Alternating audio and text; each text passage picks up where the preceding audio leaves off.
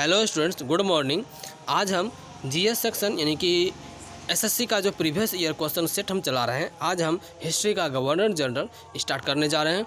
तो governor general को शुरू करने से पहले आप लोग से एक रिक्वेस्ट है कि अगर आप लोग मेरे चैनल को अभी तक सब्सक्राइब नहीं किए हैं तो चैनल को सब्सक्राइब कर लीजिए और मेरे इस वीडियो को लाइक ज़रूर कर दीजिए। तो स्टार्ट करते हैं आज का वीडियो। पहला नंबर क्वेश्चन है, स्वतंत्रता पूर्व काल के वायसराय लॉर्ड कैनिंग। पहली बार डाक टिकट किसके शासनकाल में जारी किया गया था? तो आंसर हो जाएगा लॉर्ड डलहौजी के। Lord Clive, Warren Hastings, Lord Cornwallis, Lord Wellesley में से कौन सा गवर्नर जनरल अपने को बंगाल टाइगर कहता था? तो आंसर होगा लॉर्ड वेलेजली। भारत का कौन गवर्नर जनरल ओवेन मेरेडिथ के नाम से कविताएं लिखता था? आंसर हो जाएगा लॉर्ड लीटन। कौन वायसराय बर्मा युद्ध से संबंधित? आंसर होगा डलहौजी और डफरिन दोनों।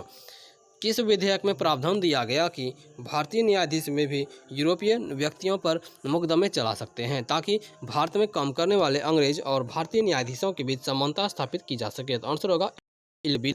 अंग्रेजों द्वारा कौन सा एक्ट पारित किया गया था जिससे सरकार की आलोचना करने वालों को चुप कराया जाता था? आंसर होगा वर्नाक्यूलर प्रेस एक्ट। किस वायसराय ने बंगाल का विभाजन किया था? तो आंसर होगा लॉर्ड कर्जन ने। वह एकमात्र वायसराय जिसकी हत्या भारत में हुई थी? तो आंसर हो जाएगा लॉर्ड मेयो। स्थानीय स्वशासन के पिता के रूप में कौन जाना जाता है? तो आंसर हो जाएगा लॉर्ड रिपन। अगला क्वेश्चन है, लॉर्ड कॉर्नवालिस को डैश के लिए जाना जाता है? तो किसके लिए जाना जाता है? तो बंगाल की अस्थायी राजस्व व्यवस्था के लिए। अफगान युद्ध, बर्मा युद्ध, आर्म्स एक्ट एवं प्रेस एक्ट में से कौन सी घटना वायसराय लॉर्ड लीटन के समयकाल की नहीं मानी जाती है? तो आंसर हो जाएगा बर्मा युद्ध। अगला क्वेश्चन है, बंगाल का प्रसिद्ध कोसी जुरा केस किसके शासनकाल में घटित हुआ था? तो आंसर होगा वारेन हेस्टिंग्स के शासनकाल में। बंगाल विभाजन, भारत लोक सेवा मंडल का गठन, अकाल आयोग का गठन एवं हंटर आयोग का गठन निम्न में से कौन सा कार्य लॉर्ड कर्जन के समयकाल में नहीं हुआ? तो आंसर होगा हंटर आयोग का गठन।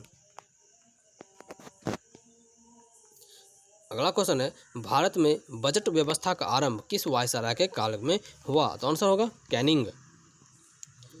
अगला वर्ड क्वेश्चन है, Lord Wellesley, Lord Hardinge, Lord Dalhousie एवं लॉर्ड विलियम बेंटिंक में से कौन से गवर्नर जनरल ने भारत में अंग्रेजी को शिक्षा का माध्यम बनाने का निर्णय लिया? तो आंसर हो जाएगा लॉर्ड विलियम बेंटिंक ने। भारत में अंग्रेजी शिक्षा किसने आरंभ की? तो आंसर होगा मैकाले। लॉर्ड मैकाले ने अंग्रेजी शिक्षा का आरंभ किया। किस वायसराय के कार्यकाल के दौरान भारत की राजधानी कलकत्ता से स्थानांतरित होकर दिल्ली बनी? तो आंसर हो जाएगा लॉर्ड हार्डिंग। स्वतंत्र भारत के प्रथम भारतीय गवर्नर जनरल कौन थे? तो आंसर होगा सी राजगोपालचारी यानी कि चक्रवर्ती राजगोपालचारी थे। अब देखते हैं इसका ऑब्जेक्टिव क्वेश्चन।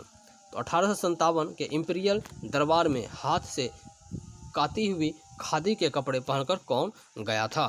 तो आंसर हो जाएगा जीवी जोशी। याद रखना है, पूर्ण सार्वजनिक सभा के गणेश वासुदेवन जोशी विक्टोरिया हॉल कलकत्ता में संपन्न 1877 ईस्वी के इंपीरियल दरबार में हाथ से काती हुई खादी के कपड़े पहनकर गए थे।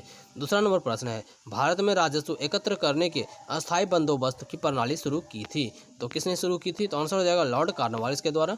लॉर्ड कॉर्नवालिस ने वार्षिक लगान के स्थान पर 1790 ईस्वी में 10 वर्षीय लगान व्यवस्था लागू की और घोषणा की गई कि कोर्ट ऑफ डायरेक्टर से स्वीकृति प्राप्त हो जाने पर इसी व्यवस्था को स्थायित्व प्रदान किया जाएगा। डायरेक्टरों की स्वीकृति मिलने के बाद 1793 ईस्वी में 10 वर्षीय प्रबंध अस्थायी कर दिया गया। भू राजस्व की यही व्यवस्था इस्मत मरारी बंदोबस्त या अस्थायी बंदोबस्त के नाम से जानी जाती है।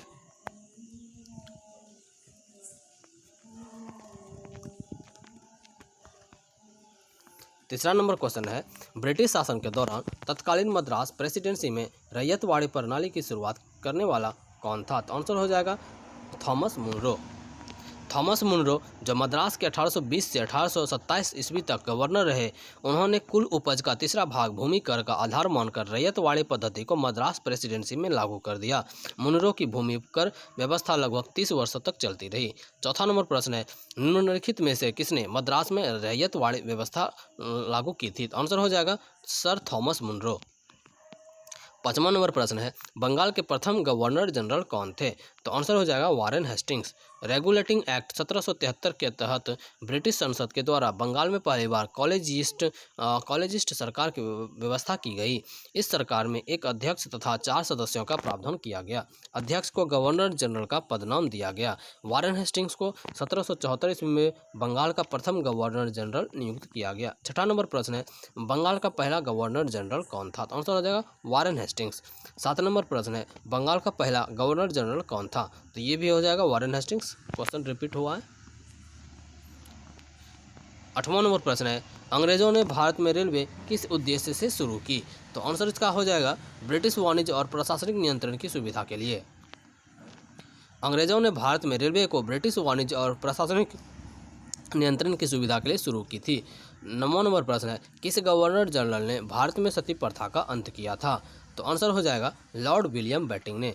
विलियम बेटिंग ने कानून बनाकर सती प्रथा को पूरी तरह प्रतिबंध कर दिया। 1829 ईस्वी में नियम 17 द्वारा विधवाओं को जलाना अवैध घोषित कर दिया गया। आरंभ में यह कानून केवल बंगाल प्रेसिडेंसी में लागू किया गया और 1830 ईस्वी में यह नियम बम्बई और मद्रास प्रेसिडेंसी में भी लागू कर दिया गया।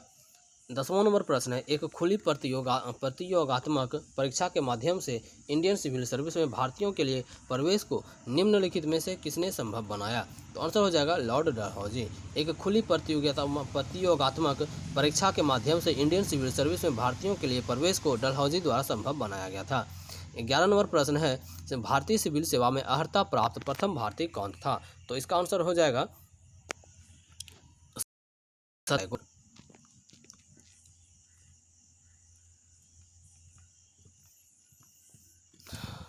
भारतीय सिविल सेवा में चुने गए पहले भारतीय सत्येंद्र नाथ टैगोर 1863 ईस्वी थे तथा दूसरे सुरेंद्र नाथ बनर्जी थे, जिनका चयन 1869 ईस्वी में हुआ था। 12 नंबर प्रश्न है, इंग्लैंड के हाउस ऑफ कॉमन्स द्वारा भारत के किस गवर्नर जनरल पर महाभियोग चलाया गया था? तो आंसर हो जाएगा वारेन हेस्टिंग्स। इंग्लैंड के हाउस ऑफ कॉमन्स द्वारा वारेन हेस्टिंग्स पर महाभियोग चलाया गया था। बर्क ने हेस्टिंग्स को चूहा और नेवला, एक झूठा, बैलों का ठेकेदार और अन्याय का मुखिया इत्यादि संज्ञाओं से संबोधित किया गया। 13 नंबर प्रश्न है, निम्नलिखित में से कौन बंगाल का अंतिम गवर्नर जनरल था? तो आंसर हो जाएगा विलियम बेटिंग। 1833 के चार्टर एक्ट के द्वारा भारतीय प्रशासन को पूर्णतः केंद्रीकृत करने का प्रयास किया गया। इस एक्ट के द्वारा बंगाल के गवर्नर जनरल तत्कालीन गवर्नर जनरल विलियम बेटिंग को भारत का गवर्नर जनरल बना दिया गया। 1833 ईस्वी में लॉर्ड विलियम बेटिंग को भारत का प्रथम गवर्नर जनरल बनाया गया। 14 नंबर प्रश्न है, भारत के प्रथम गवर्नर जनरल कौन थे? तो इसका आंसर हो जाएगा लॉर्ड विलियम बेटिंग। 1833 के चार्टर एक्ट के द्वारा भारतीय प्रशासन को पूर्णतः केंद्रित किया गया। बस वही टॉपिक यहाँ पर पेस्ट कर दिया गया है, रिपीट है। 15 नंबर क्वेश्चन है, निम्नलिखित में से कौन सा गवर्नर जनरल ठगी प्रथा के उन्मूलन से संबंधित था? तो आंसर हो जाएगा Lord William Bentinck. Lord William Bentinck ने कैप्टन स्लीमैन को ठगों के विरुद्ध कार्रवाई करने के लिए नियुक्त किया। उसने लगभग 1500 ठगों को बंदी बना लिया। अनेक ठगों को फांसी दी गई, शेष को आजीवन निर्वासित कर दिया गया। 1837 ईस्वी के पश्चात संगठित रूप से ठगों का अंत हो गया। 16 नंबर प्रश्न है, निम्न में से कौन भारत का पहला वायसराय था? तो आंसर हो जाएगा लॉर्ड कैनिंग। भारतीय परिषद अधिनियम 1858 के तहत ब्रिटिश सम्राट के अधीन नियुक्त भारत का पहला वायसराय लॉर्ड कैनिंग था। यह भारत में ईस्ट इंडिया कंपनी द्वारा नियुक्त अंतिम गवर्नर जनरल भी था। इसी के समय में 1857 ईस्वी का ऐतिहासिक विद्रोह हुआ था। इसके बाद शासन कंपनी खातों से सीधे ब्रिटिश सम्राट के नियंत्रण में ले लिया गया। इन्होंने व्यापकत्व सिद्धांत या राज्य विलय की नीति को समाप्त कर दिया। इसके काल में 1856 ईस्वी में विधवा पुनर्विवाह अधिनियम पारित हुआ। 17 नंबर प्रश्न है, ईस्ट इंडिया कंपनी का अंतिम गवर्नर जनरल और क्राउन के अधीन पहला वायसराय कौन था? तो आंसर हो जाएगा लॉर्ड कैनिंग। 18 नंबर प्रश्न है, डॉक्ट्रिन ऑफ लैप्स किसने आरंभ किया? तो आंसर हो जाएगा Lord Dalhousie. Doctrine of lapse या व्यापकगत सिद्धांत का आरंभ लॉर्ड डलहौजी ने किया था। इस सिद्धांत के आधार पर 1848 ईस्वी में सतारा, 1849 में जैतपुर एवं संभलपुर, 1850 ईस्वी में बघाट, 1852 ईस्वी में उदयपुर, 1853 ईस्वी में झांसी, 1854 ईस्वी में नागपुर तथा 1855 ईस्वी में करौली को अंग्रेजी राज्य में मिला लिया गया। इनके अतिरिक्त कुशासन के आरोप में डलहौजी द्वारा 1856 ईस्वी में अवध का भी विलय कर लिया गया।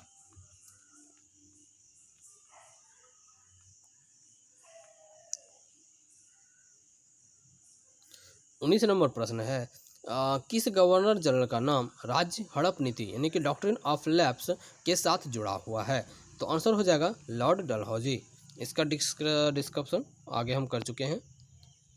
20 नंबर प्रश्न है, ब्रिटिश प्रशासन के दौरान निम्नलिखित में से किस गवर्नर जनरल ने हड़प नीति अपनाया था? तो आंसर हो जाएगा इसका लॉर्ड डलहौजी। इसका आंसर क्या हो जाएगा? लॉर्ड डलहौजी। तो स्टूडेंट्स आज हम क्वेश्चन कवर कर चुके हैं गवर्नर जनरल का, और बाकी जो लेफ्ट आउट बचा हुआ है वो हम जो है कल की वीडियो में कवर करेंगे।